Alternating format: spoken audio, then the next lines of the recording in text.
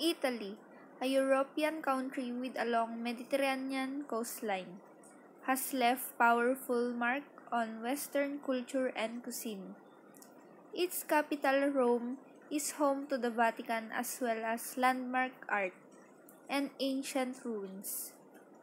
Other major cities include Florence with Renaissance masterpieces such as Michelangelo's David and Brunelleschi's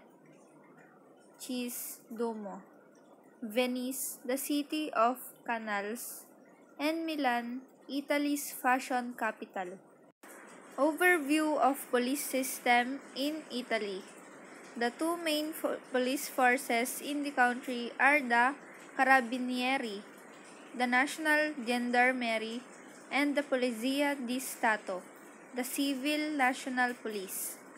The third one is the Guardia di Finanza, a militarized police force responsible for dealing with financial crime, smuggling, and illegal drug trade. As you can see in the map, Italy has a long Mediterranean coastline in the country of Europe. The Carabinieri, formerly Arma dei Carabinieri, Arm of Carabineers, previously Corpo dei Carabinieri Reale, Royal Carabineers Corps, are the national gendarmerie of Italy who primarily carry out domestic policing duties. During the process of Italian unification, the Carabinieri were appointed as the first police of the new national military organization. Although the Carabinieri assisted in the suppression of opposition during the rule of Benito Mussolini, they were also responsible for his downfall, and many units were disbanded during World War II by Nazi Germany, which resulted in large numbers of Carabinieri joining the Italian resistance movement. Special task departments are outside the ordinary organizational framework and are used for some special missions. Corazzieri are elite corps and honor guards of the President of the Italian Republic, located in the Quirinal Palace. They are distinguished by their uniforms and heights. The minimum height for admission is 1.9 m or 6 feet in 3 in. These are the ranks of Carabinieri: Ruoli Ufficiali, Ruoli Ispettori, Ruoli Sovrintendente, Ruoli Appuntati e Carabinieri. The type of law enforcement of the Carabinieri Corps or Arma dei Carabinieri is a police corps with military status and with a general competence and responsibility for maintaining public order and a secure environment. The estimated strength of Carabinieri. With its internal security counter-terrorism role and its massive external peace support mission, the all-volunteer Carabinieri will remain approximately 112,000 personnel, roughly the same size as the downsized army. As the other services reorganize and downsize. Let's all read to know the short history of Carabinieri. Inspired by the French gendarmerie, the corps was created by King Victor Emmanuel I of Savoy, with the aim of providing the Kingdom of Sardinia with a police corps.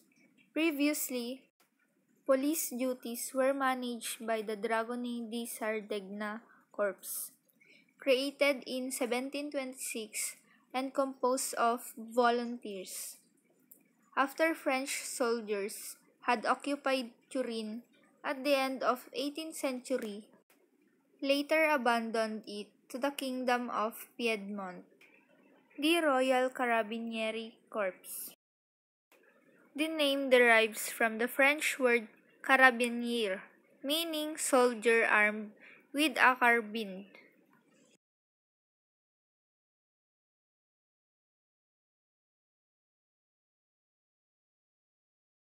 Next is Polizia di Stato. Polizia di Stato or State Police or PS is one of the national police forces of Italy. Alongside with Carabinieri, it is the main police force for providing police duties, primarily to the cities and large towns.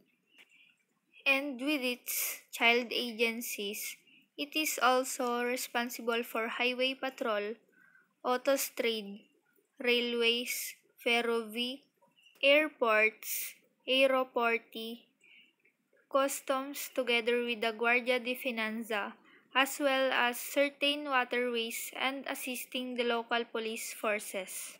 It was a military force until 1981, when the Italian State Law 121 was passed. This converted the state police to a civil force, which is in contrast to the other main police forces of Italy. The Arma dei Carabinieri, which is a police or military police gendarmerie force, and the Guardia di Finanza, the Italian Customs and Border Protection police that also falls in the military corps category.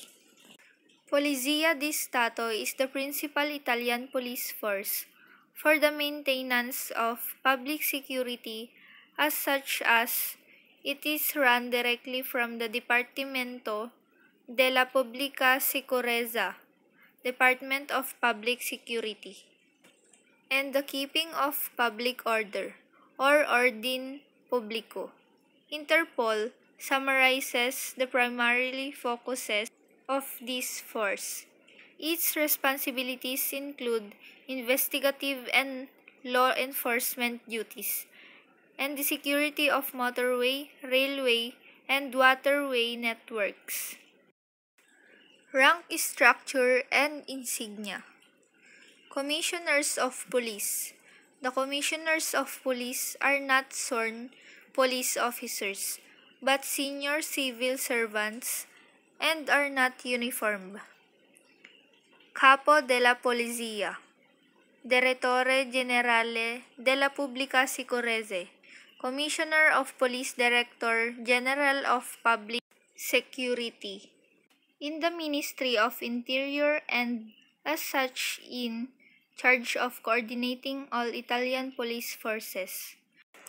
Vice Capo Vicario della Polizia di Stato, Deputy Commissioner of Police.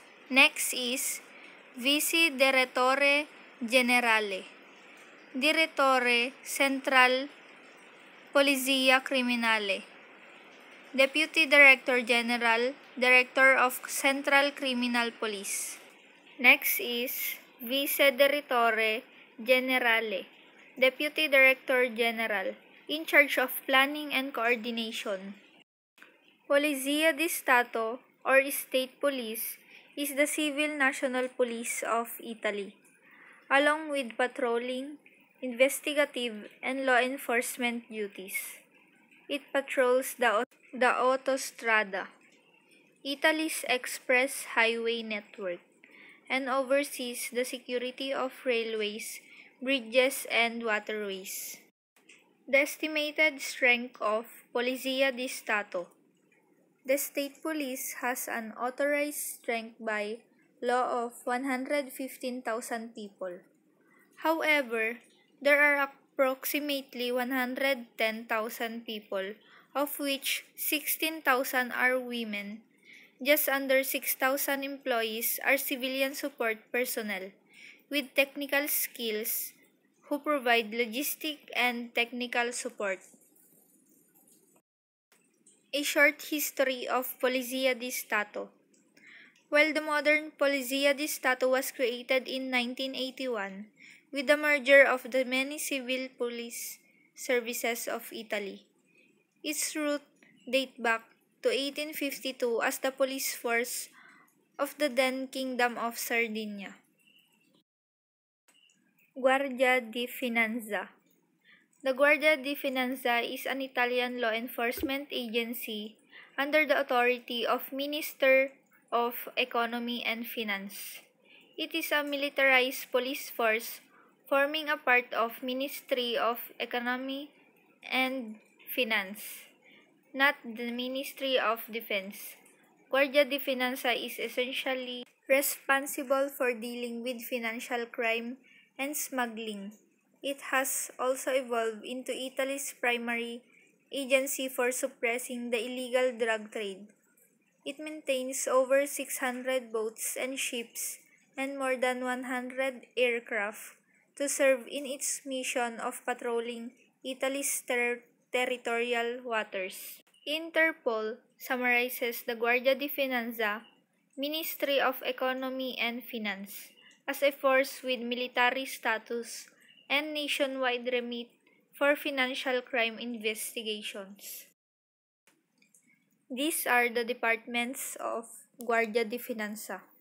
Grupo di Investigación Criminalita Organizzata, Organized Crime Investigation Group, Grupo Operativo Antidroga, Counter-Narcotics Group, Grupo Antikrimen Teknologiko, Counter-Cybercrime Group, Grupo Tutela Patrimonio Arqueologico, Stolen Art Recovery Group, Antiterrorismo Pronto Impiego, Anti-Terrorism and Rapid Response Service, Servicio Sinofil, Police Dog Division or K9.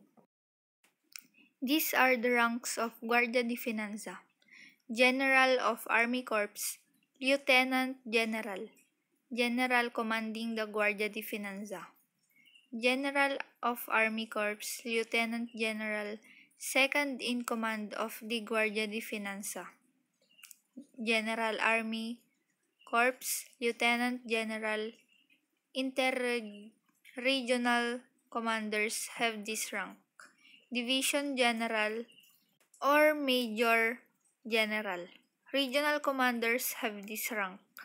Brigade General or Brigadier General, Temporary Major General, and Brigade General, Brigadier General.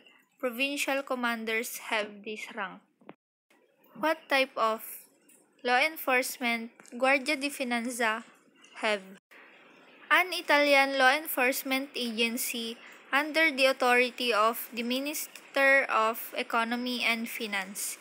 It is a militarized police force forming a part of Ministry of Economy and Finance, not the Ministry of Defense. Estimated strength of Guardia di Finanza. Personnel. The Guardia di Finanza utilizes a rank structure similar to that of other state police force in Italy, but with ranks similar to the Italian Army. The Guardia di Finanza has around 68,000 members, revenue officers, superintendents, inspectors, and officers. Let's read short history of Guardia di Finanza. Light Troops Legion 1774. The region of the Guardia di Finanza date back to October 5, 1774, when the Light Troops Legion or Legion Troop Leggere was set up under the King of Sardinia, Victor Amadeus III. This was the first example in Italy of a special corps established and reorganized or organized for financial surveillance, duties along the borders as well as for military defense. Organizational structure of Italy. So yan guys, nakikita naman natin, meron silang Chief Commissioner, meron silang Commissioner, Deputy Commissioner, Inspector Top Deputy Commissioner, hanggang sa pinakababa ang agent.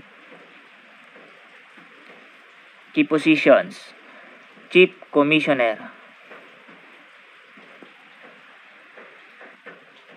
the highest rank in the Italian police hierarchy, a high-level commissioned police rank.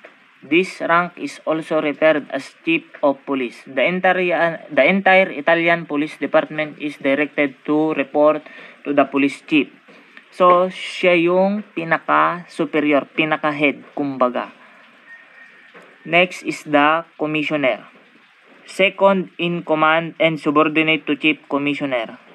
An ardent, meaning ardent, passionate professional whose services and duties are owed to the town and people of town. Deputy Commissioner. The third highest rank in the police hierarchy. The Deputy Commissioner, also known as the Deputy Chief of Police. The Deputy Commissioner acts accordingly to the orders of the Police Commissioner. Kumbaga, guys, sumusunod lang siya dun sa commissioner niya. Kung ano yung gagawin, ganon. Next is the Inspector Top Deputy Commissioner. Subordinate to Deputy Commissioner. This rank works for the safety of common man and maintain peace and justice in the town. Sila na to yung mga nagme-maintain ng peace and order dun sa mga town. Ganon. Inspector Top. Next in the Italian police hierarchy. Chief Inspector. Chief Inspector reports directly to the Inspector Top and they are the high-ranking senior police officer. Inspector. A mid-level rank in the Italian police hierarchy. The rank of Maresciallo was replaced by the rank Inspector after the reorganization in 1981. Ang word na Maresciallo, guys, ay ginamit used for elevated offices such as in military rank and civilian law enforcement.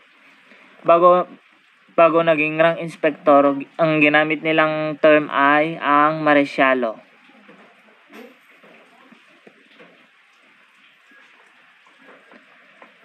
Deputy Inspector is in command in the absence of an inspector and assist the inspector to serve the country. Kumbaga siya na yung assistant ng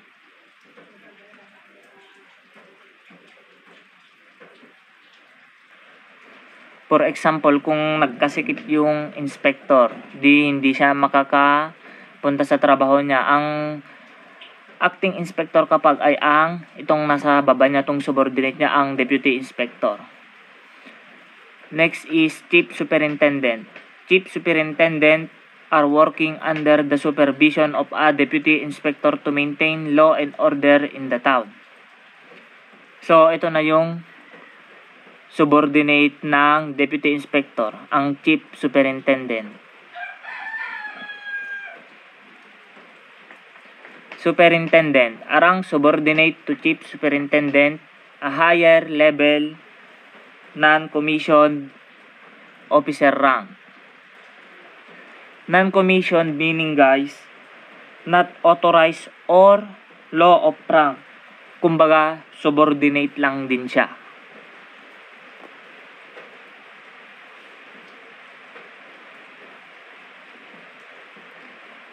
Next is the Assistant Chief. This is second lowest rank in the Italian police hierarchy. An Assistant Chief is assigned with the task solving the crime cases, even historical crime. Ang Assistant Chief, sila na yung mga criminal investigators. Special department like dito sa Pilipinas, yung National Bureau of Investigation. Sila na yung nangangasiwa sa paglutas ng isang kaso, ang mga assistant chief. Next is the agent. The lowest rank in Italian police hierarchy. Ito na yung pinakamababang ranggo dun sa Italian police hierarchy. These are specially trained officer fulfilling the duty of prevention and detection of the crime in the city.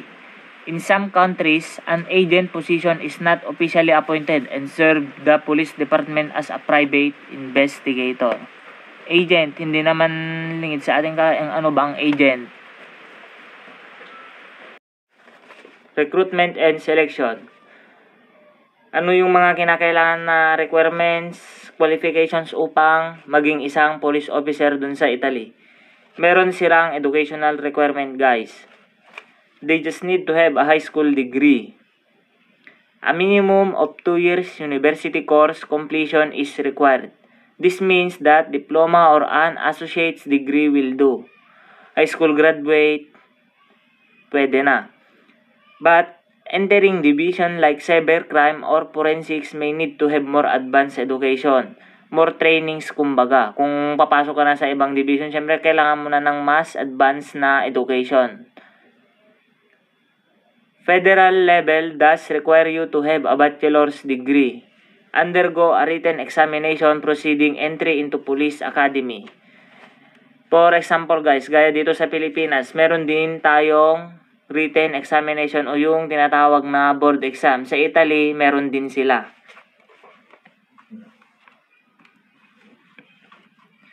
Next is physical requirement.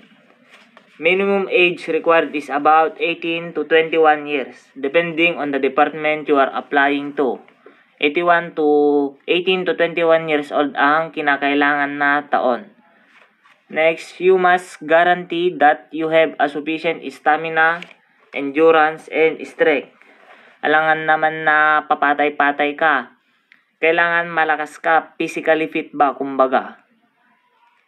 Next is, selection procedures incorporate a physical ability test. O yung, ito na yung tinatawag nilang PAT. Several physical tests such as mile-long runs, sprints, obstacle courses, sit-up, weightlifting, and additional exercise to gauge fitness levels.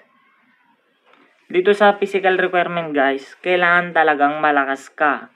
For example kasi, yung police officer nyo, pinaikot kayo ng 5 beses sa isang oval. Nakaisang ikot ka pa lang, nahimatay ka na. So that it means you are not qualified. Next is the legal requirements. In the event that you have criminal record, then it is reason enough for the instant disentitlement of your submission.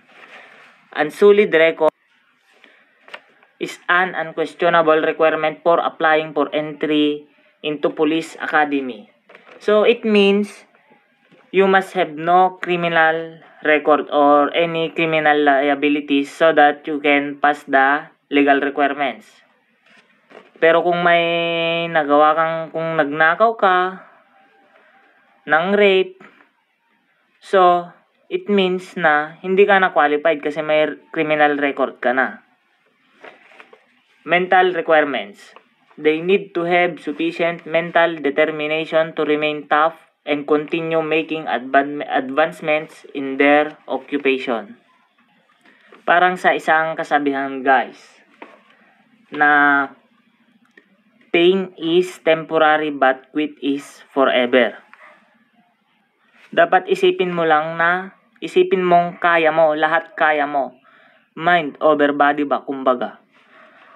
They require the ability to make judgments under extreme duress. Duress meaning power to impose one's will on another. The selection process contains a psychological exam named the oral board. Oral board, yung psychological exam nila. Dito naman sa Pilipinas, I think, yun yung neuro test.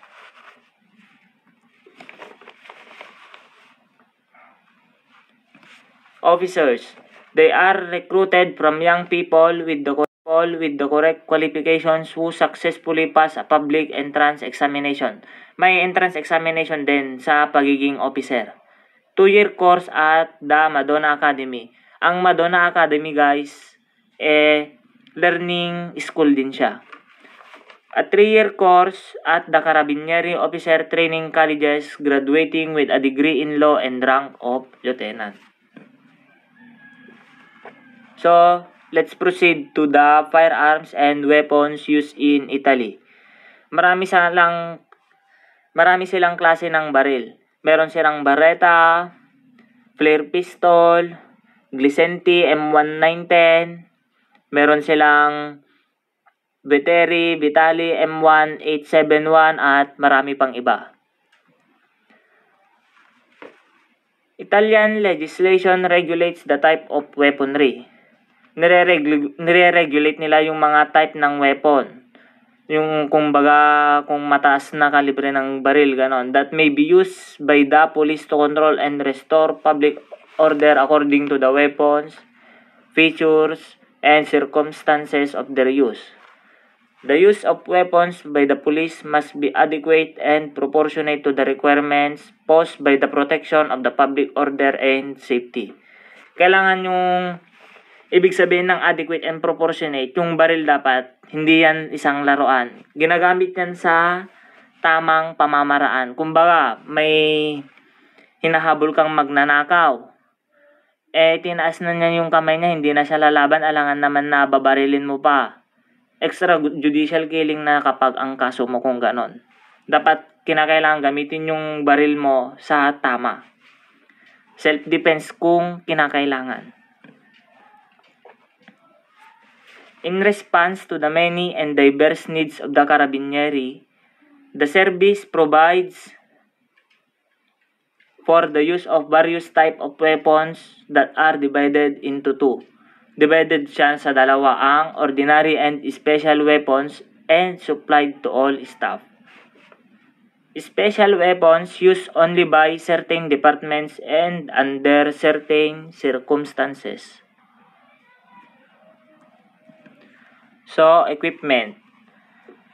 Madami ding mga police mobiles, police cars dun sa Italy. Meron silang Italy got an Alfa Romeo. Maraming klase yan.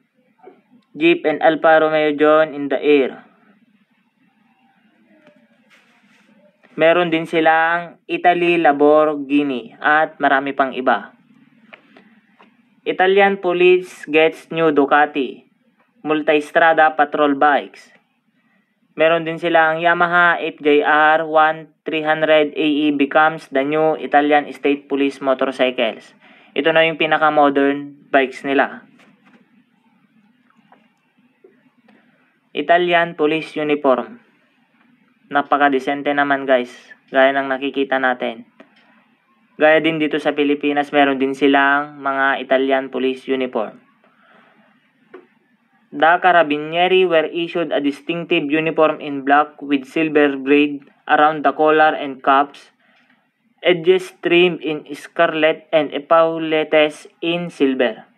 The mounted division had white fringes and the infantry had light blue.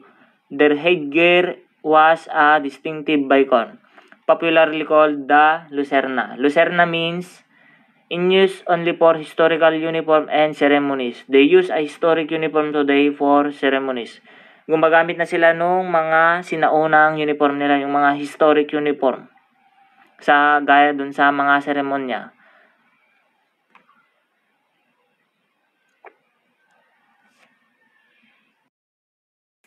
So, ayun guys, ito po yung ranks and insignia ng Italy. Police Force.